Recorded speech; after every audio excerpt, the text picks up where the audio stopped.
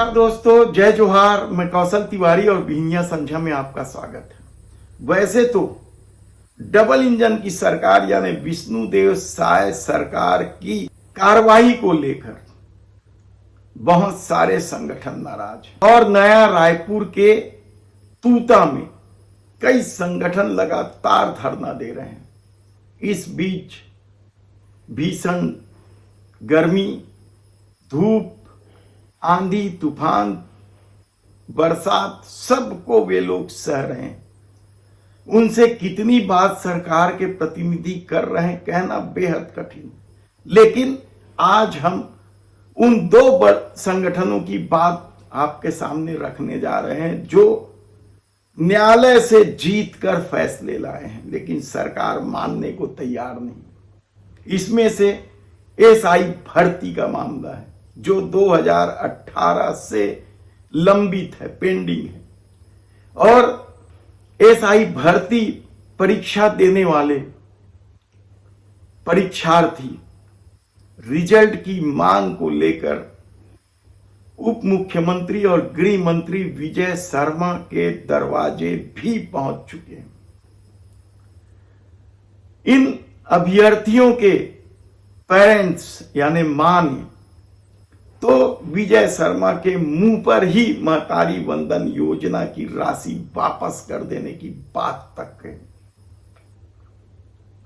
लेकिन इस पर फैसला नहीं हो पाया है। हाई कोर्ट से जीत कर आए हैं वो कि जल्दी नियुक्ति किया जाए, 2 सप्ताह के अंदर नियुक्ति होनी चाहिए।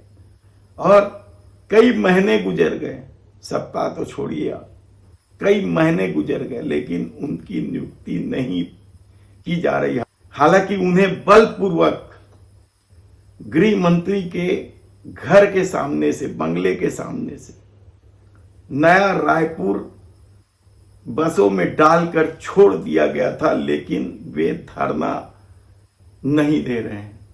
उन्हें उम्मीद थी कि आने वाले 15 दिनों में उनके परिणाम घोषित हो जाएंगे। तो दूसरी तरफ डीएड अभ्यर्थियों की हालत भी इसी तरह की है। हाई कोर्ट से लेकर सुप्रीम कोर्ट तक वे जीत चुके हैं। सुप्रीम कोर्ट की अवहेलना हो रही है, ऐसा उनका दावा है। सरकार पता नहीं क्या सोचती है, क्योंकि सरकार की अपनी ताकत है। वो इस तरह के न्यायालय के अवमानना के कई केस सरकार के अधिकारियों पर चलते रहते हैं और वे इन सब बातों का शायद ज्यादा परवाह नहीं भी करती है। और यही वजह है कि डीएड अभ्यर्थी लगातार 2 अक्टूबर से धरना दे रहे हैं।